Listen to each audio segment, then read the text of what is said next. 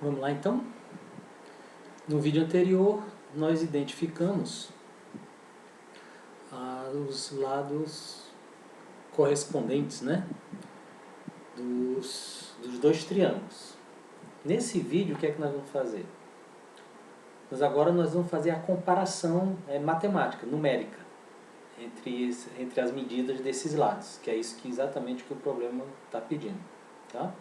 Então o nosso estudo ainda é de razão de semelhança, né? Estamos estudando razão de semelhança entre dois triângulos, tá bom? Módulo 10 de matemática. Então vamos lá então? Olha só, a gente viu que o triângulo da esquerda ABC e o triângulo da direita DEF. Nós vimos que o lado AB é correspondente ao lado EF, por isso estão pintados da mesma cor, vermelho com vermelho. Da mesma maneira, o lado BC ou CB, tanto faz, tá? É homólogo ao lado DF ou FD, cuja medida é 7. E o lado AC, cuja medida é 6, é homólogo ao lado ED, cuja medida é 4. Então foi isso que nós vimos no vídeo anterior. O que é que nós vamos fazer agora? O que o exemplo está pedindo. O exemplo está pedindo simplesmente para que você relacione esses dois triângulos por meio das medidas dos lados. E é isso que nós vamos fazer, certo? Vamos relacionar essas medidas. Essa relação vai ser feita através de uma comparação entre essas medidas, através de uma razão, através de uma fração. Tá bom? Então vamos explicar aqui o que foi que o autor resolveu fazer. Deixa eu sair aqui um pouquinho. Prontinho. Então olha só. Calculando a razão entre essas medidas, dos lados correspondentes, veja bem, ele comparou a medida do lado AB, está aqui, ó, a medida do lado AB é 7,5. Deixa eu pegar aqui uma caneta, ver se melhora. Então, ó,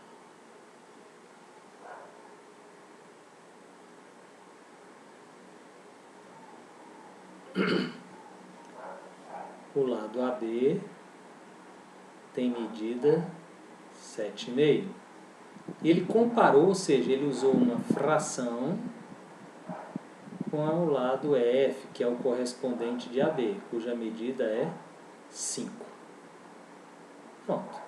Então ele vai comparar uma fração sobre a outra, perdão, um número sobre o outro, uma fração, uma razão.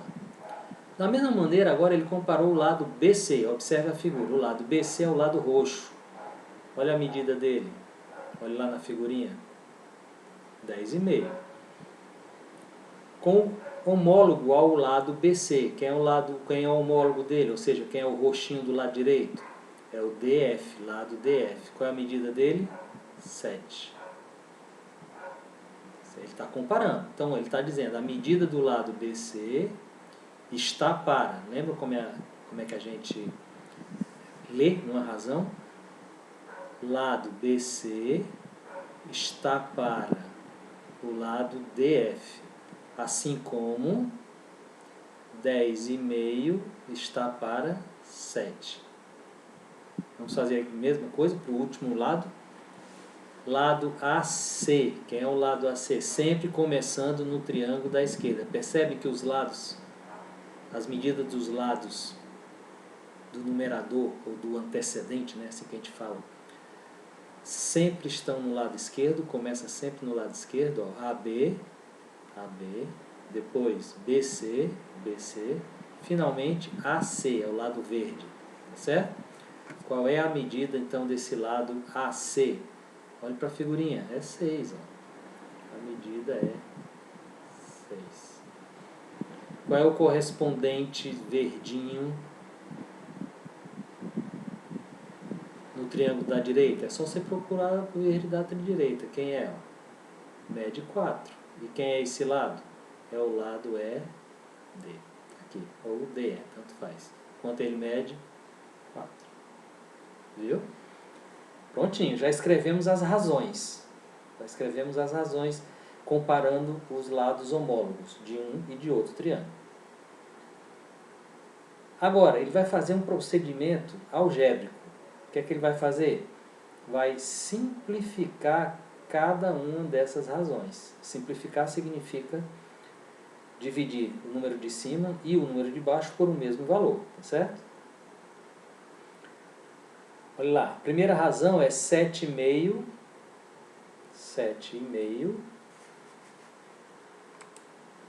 sobre 5.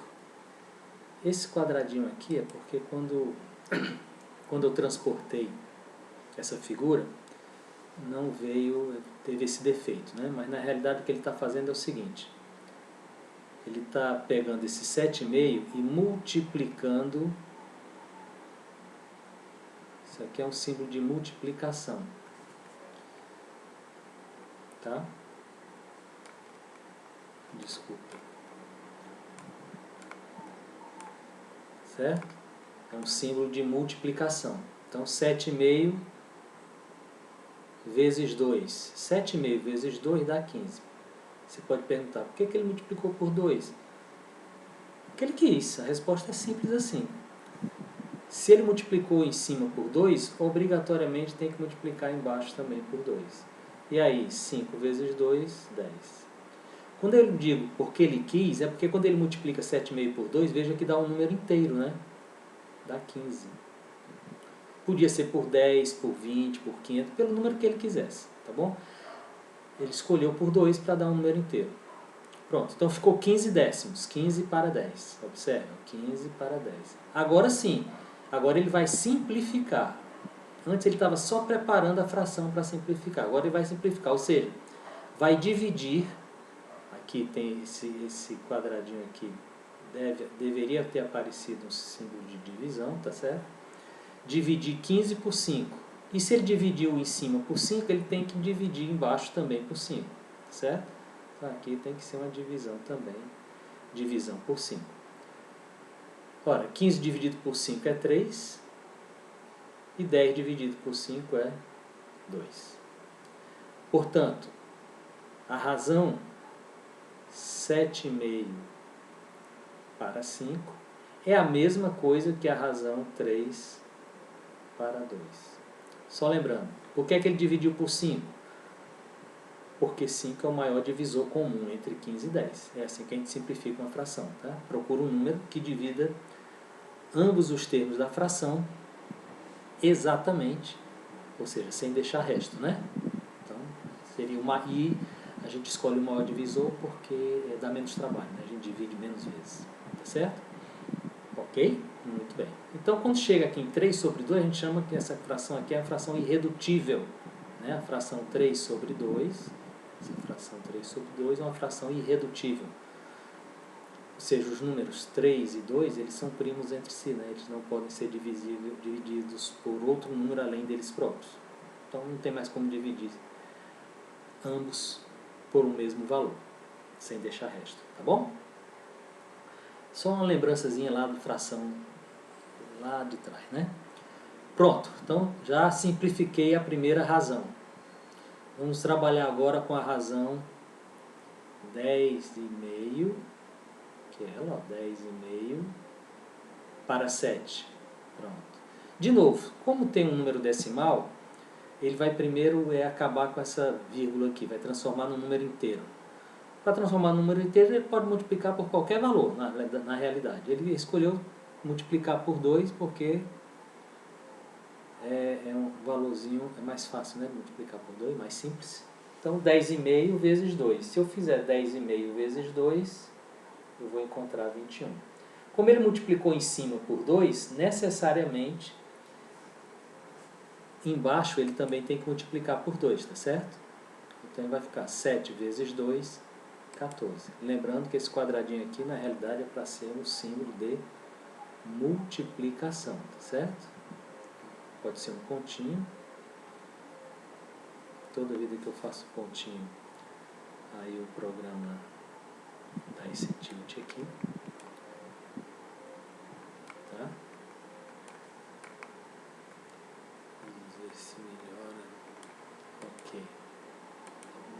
mais fazer pontinho, né?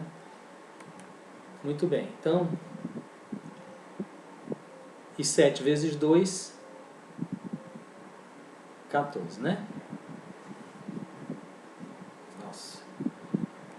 Aí eu fiquei com a fração agora 21 para 14. O que é que ele vai fazer? Simplificar, ou seja, vai dividir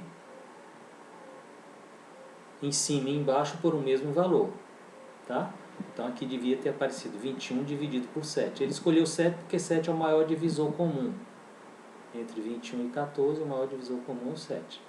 Então 21 dividido por 7 dá 3, 14 dividido por 7 dá 2. Observe, a outra razão, depois de simplificada, ficou exatamente igual à primeira.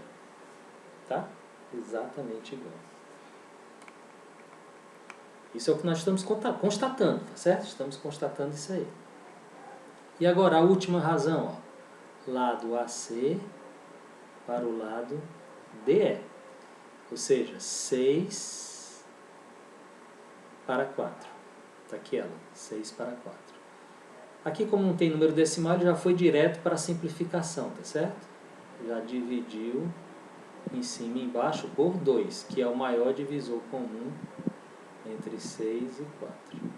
6 dividido por 2 é 3, e 4 dividido por 2 é 2. De novo, olha só o valor que eu achei, 3 para 2. Ou seja, o que é que eu concluí? Que estas razões, olha lá, AB para EF, né? Lado homólogo, vermelho para vermelho, vermelho para vermelho. Compare com a figurinha lá em cima. Roxo com roxo, BC para DF.